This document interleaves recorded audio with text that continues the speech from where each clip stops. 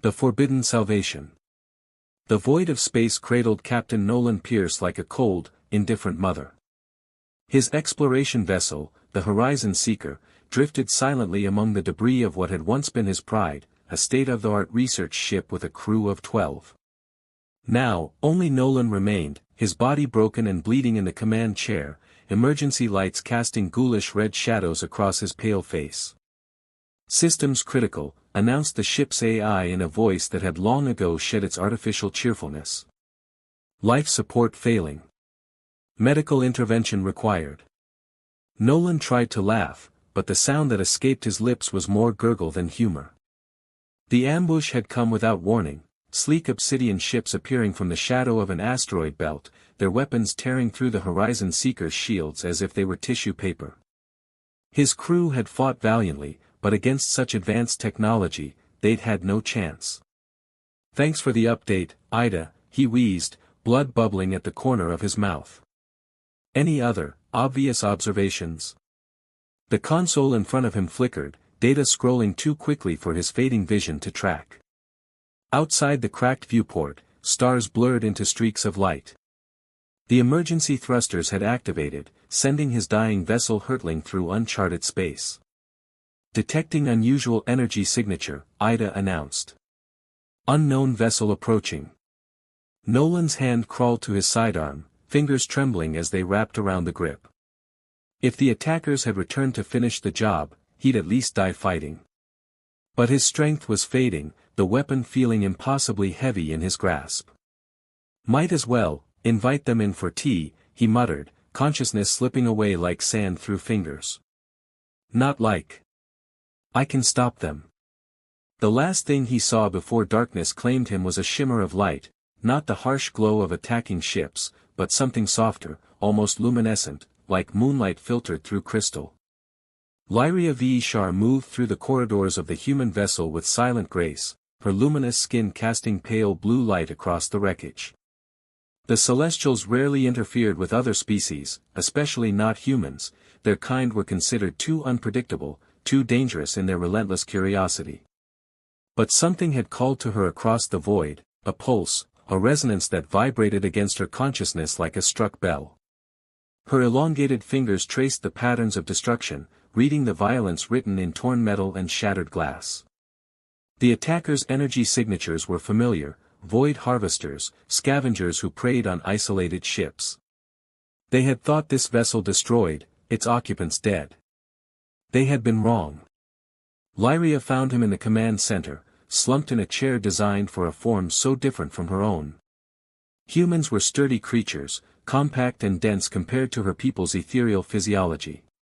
This one was dying, that much was clear, his life force flickering like a candle in storm winds. "Breach detected," announced a synthetic voice. "Unknown entity aboard." "I mean no harm," Lyria replied, her voice melodic and layered with harmonics beyond human hearing. "I am a healer." The ship's consciousness seemed to consider this, lights flickering in what might have been skepticism. "Medical assistance required for Captain Pierce," it finally responded. "Survival probability, 3.2%. Lyria approached the human, her bioluminescent markings brightening as she assessed his injuries. Multiple internal lacerations, collapsed lung, severe blood loss, traumatic brain injury, beyond her conventional healing abilities. The human would die within moments without intervention. There was one way, of course. One forbidden way. The first law of the celestial conclave was absolute: the blood shall not be shared beyond our kind. For 10,000 years, her people had followed this edict without question. The punishment for transgression was eternal exile, or worse, the severing. Yet as she watched the human's life force dimming, Lyria felt something she had never experienced in her 3 centuries of existence: defiance. "What is your designation?" she asked the ship's consciousness. "Advanced Integrated Defense and Assistance." "Ida," it replied. "You can help him?" "Yes," Lyria whispered, more to herself than to the AI. "But at great cost." She extended her wrist, skin shimming like opalescent water before parting in a perfect line of radiant blue. Celestial blood, not truly blood at all, but a luminous substance that carried life, memory, and power, welled from the wound. "Forgive me," she murmured, pressing her wrist to the human's lips. "Drink, Captain Pierce." Live. Nolan awoke to the sensation of burning. Not external heat, but an internal conflagration that seemed to rewrite his very cells. His eyes snapped open, and the world exploded into sensory overload, colors he'd never seen before, sounds beyond the range of human hearing, the taste of starlight on his tongue. "He awakens," came a voice like crystal bells. Nolan lurched upright, expecting pain that never came. His body felt different. Lighter. Stronger. He looked down at his chest where a jagged piece of shrapnel had impaled him, nothing remained but smooth skin beneath his torn uniform. "What the hell?" he gasped, his voice strange in his own ears. That's when he saw her. Standing by the viewport was the most alien being he'd ever encountered, humanoid in general shape, but there the similarities ended. Her skin rippled with patterns of bioluminescence, gossamer hair floating around her face as if underwater. Most striking were her eyes, vast, pupilless pools of twilight blue that seemed to contain galaxies. "You were dying," she said simply. "I intervened." Nolan swallowed, tasting something sweet and electric on his tongue. "You're not human." A sound like wind chimes, laughter, perhaps. "An astute observation, Captain Pierce. I am Lyria V. Shar of the Celestial Conclave." "How do you know my name?" "Your ship told me." She gestured to the console where Ida's interface pulsed. "And now, other things as well. My blood carries memory." "Your blood." Nolan touched his lips, remembering the glowing blue substance. "You gave me your blood." Lyria nodded, her expression solemn. "It was forbidden. Among my people, to share blood with another species is the highest transgression." "Why would you do that?" Nolan asked, standing cautiously. His legs felt strange, too strong, too responsive. She seemed uncertain for the first time. "I do not know. Something compelled me. A feeling. Well, I appreciate not dying, but what exactly did your blood do to me?" He flexed his hand, watching with fascination as faint patterns of light pulsed beneath his skin, like her markings, but subtler. "You are changed," Lyria said. "Your cellular structure has been rewritten.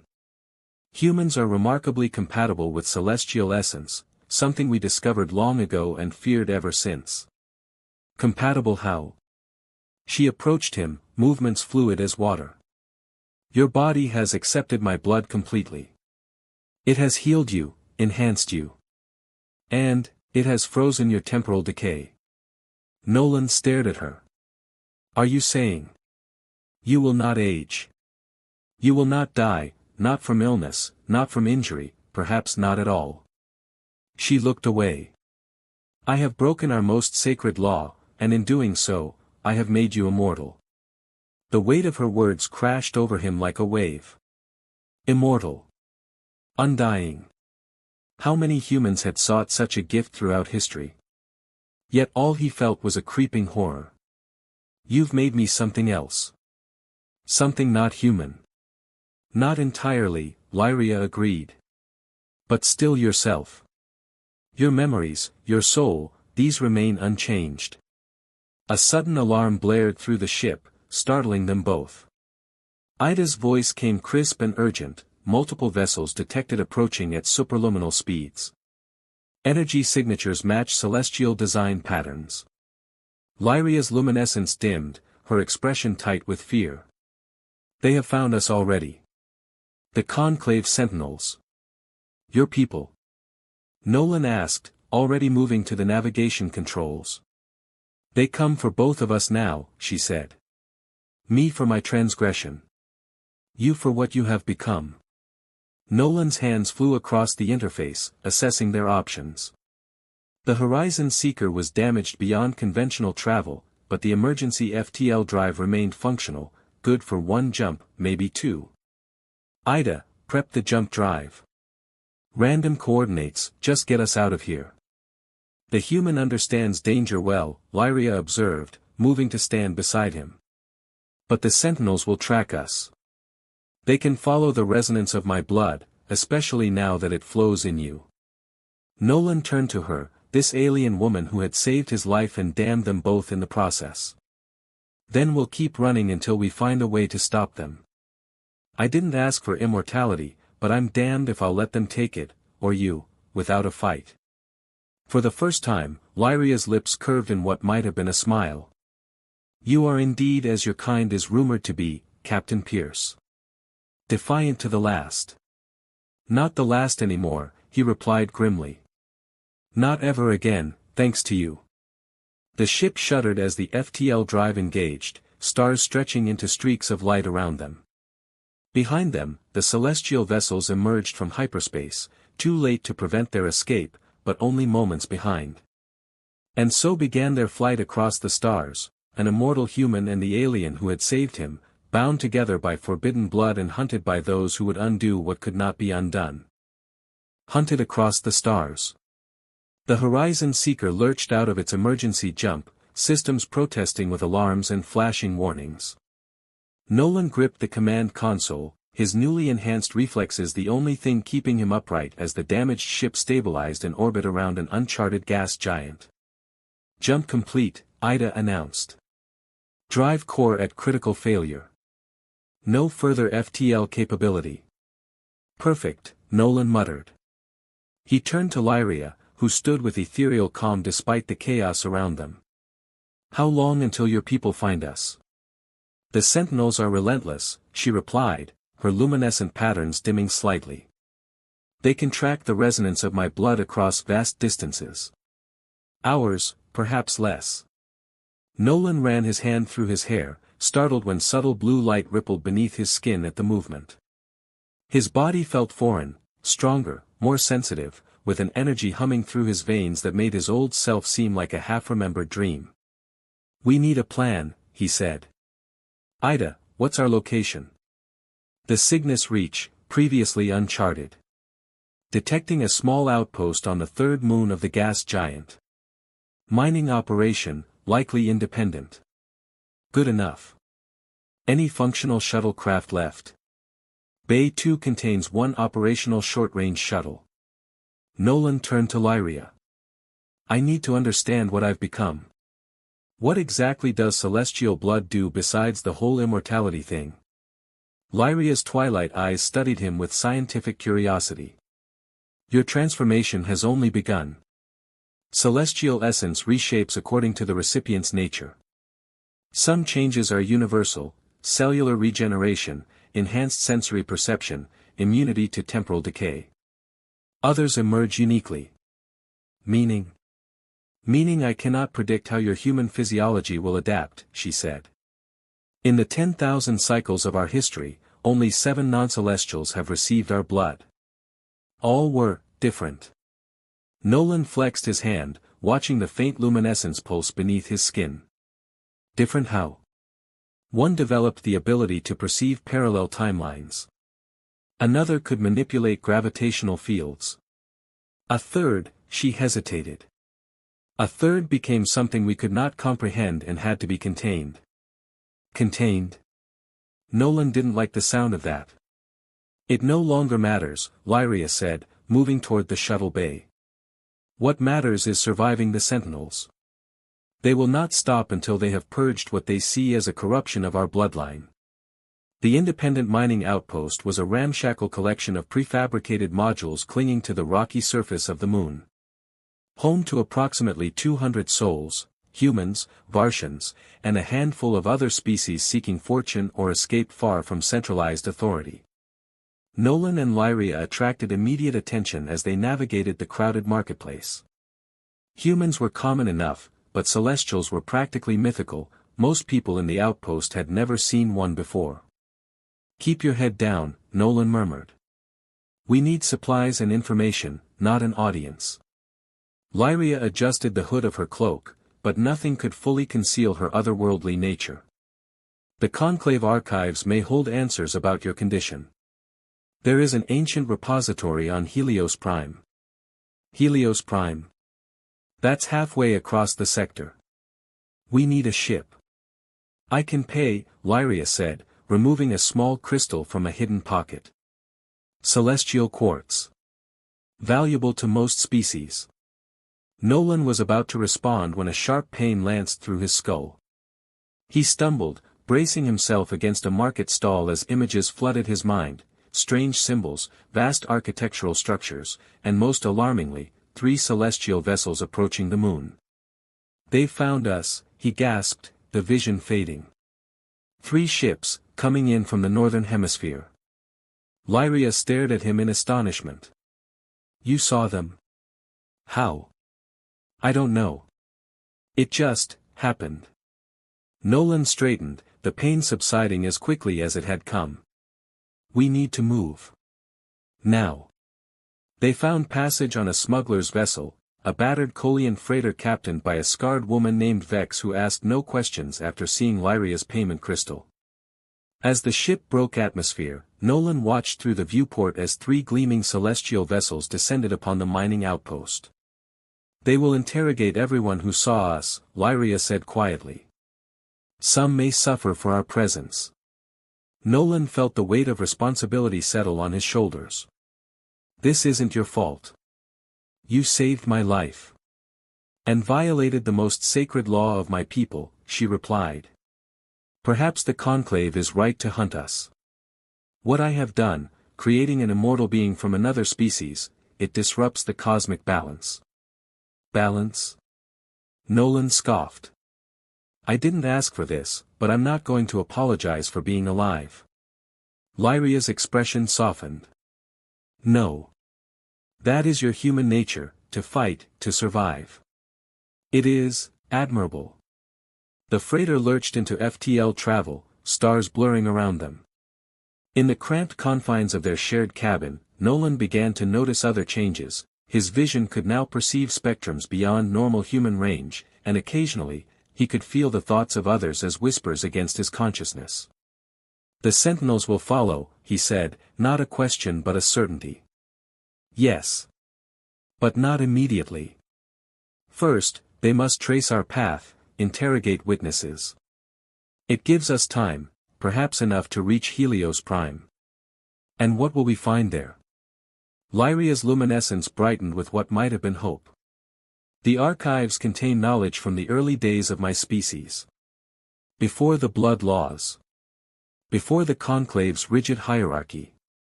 There are rumors of others like you, hybrids who carried both human and celestial essence. I'm not alone." The thought was strangely comforting.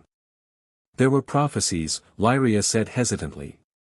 "Ancient seers who spoke of a convergence, a being of dual nature who would bridge the divide between our kinds." Nolan raised an eyebrow. "You're not suggesting." "I suggest nothing," she interrupted. "I merely seek answers, as do you." Helios Prime hung in space like a jewel set in void, a small moon orbiting a dead star, its surface covered in ancient ruins of a civilization that had vanished millennia ago. The smuggler Vex dropped them at a safe distance, happy to be rid of passengers who had attracted such dangerous attention. As they descended in a borrowed shuttle, Nolan could feel the place calling to him, a resonance in his transformed blood that pulled him toward the surface with unsettling familiarity. "I've been here before," he murmured, then shook his head. "No, that's impossible." "Not you," Lyria said. "But perhaps those whose essence now flows within you. Celestial memory runs deep." They landed near a massive structure, a temple or library carved from stone that seemed to absorb light rather than reflect it. Intricate symbols decorated its surface, symbols that Nolan could somehow read despite never having seen them before. "The Archive of Eternity," he translated aloud, then looked at Lyria in shock. "How did I know that?" She merely nodded, as if confirming a theory. "The blood remembers." Inside, the archive was a labyrinth of crystal repositories and stone tablets. Nolan moved through the halls with increasing confidence, his newfound instincts guiding him deeper into the complex while Lyria followed. They reached a central chamber where a column of light rose from floor to ceiling. The Nexus, Lyria breathed. Few Celestials have ever seen it. It contains the collective memory of our ancestors. Nolan approached the light, drawn to it like a moth to flame. As his fingers touched the luminescent column, the chamber exploded with projected images, star charts, DNA strands, and ancient beings that resembled Lyria's people, yet different, more primal. The first ones, Lyria whispered in awe. Our creators. The images shifted, showing humans, primitive at first, then evolving. And alongside them, subtle interventions by celestial beings. Genetic adjustments. Guided evolution. They engineered us, Nolan realized. Your people shaped human development. Impossible, Lyria protested. The conclave teaches that all species evolved independently, that interference is forbidden. Maybe that's why they forbid blood sharing, Nolan suggested. Because they know what might happen if humans and Celestials truly combined. The Nexus pulsed, and new images formed, a being of dual nature, neither fully human nor fully celestial, standing between warring factions of both species. A bridge. A mediator. A catalyst for change. Nolan stepped back, the implications staggering. Is that what I'm becoming? Before Lyria could answer, the archive trembled. Dust fell from ancient ceilings, and the light of the Nexus flickered. They have found us, Lyria said, her voice tight with fear. The Sentinels. Through the archive's entrance strode three celestial figures, their armor composed of living crystal that flowed around their bodies like water. Unlike Lyria's gentle luminescence, theirs burned with harsh intensity. Lyria Vishar, spoke the leader, voice resonating with multiple harmonics. You have violated the blood laws and created an abomination. The sentence is severing. Nolan stepped forward, positioning himself between Lyria and the Sentinels. I don't know what severing is, but it sounds unpleasant. She saved my life. That's not a crime where I come from. Your existence disrupts the cosmic order, the Sentinel replied. You cannot be permitted to continue. The Sentinel raised a crystalline weapon, energy building at its tip. Nolan braced himself for an attack, but something else happened instead. The celestial blood in his veins surged, responding to the threat. Power coursed through him, and instinctively, he reached out with his mind. The weapon shattered in the Sentinel's grasp. The other Sentinels froze in place, trapped by Nolan's newfound telekinetic ability. Impossible, gasped the lead Sentinel. No hybrid has ever. There's a lot about me that's impossible, Nolan replied, feeling the power growing within him. Including the fact that I'm now apparently the bridge between our species that your ancient prophecies predicted. He gestured to the Nexus, which now displayed the scenes of cooperation and unity between humans and Celestials. Your own history shows we were meant to coexist. The blood laws aren't protecting cosmic order, they're preventing it. The Sentinels stared at the projections, clearly shaken. Lyria stepped forward, her voice strong despite her fear. Return to the conclave, she told them. Tell them what you have seen here. Tell them the prophecy fulfills itself despite their efforts to prevent it. For a long moment, the chamber hung in tense silence. Then, slowly, the lead Sentinel lowered his head in what might have been acknowledgement. This is not over, he warned. The conclave will not accept such heresy easily. They'll have to, Nolan said with newfound confidence. Because I'm not going anywhere. And neither is she. As the Sentinels departed, Lyria turned to Nolan with wonder in her twilight eyes. You controlled them. You accessed the Nexus without training. How? Nolan looked down at his hands, where the luminescence had grown stronger, patterns forming that mirrored Lyria's own markings. I don't know what I am becoming, he admitted. But whatever it is, I think it's exactly what the universe needs right now. Outside the archive, stars wheeled overhead, countless worlds where humans and Celestials might one day coexist, guided by the impossible being who stood between their realms. A human made immortal by forbidden blood, and a celestial who had broken all the rules to save him. The beginning of something new. The end of isolation. And for Nolan Pierce and Lyria V. Shar, the first step on a journey that would reshape the cosmos.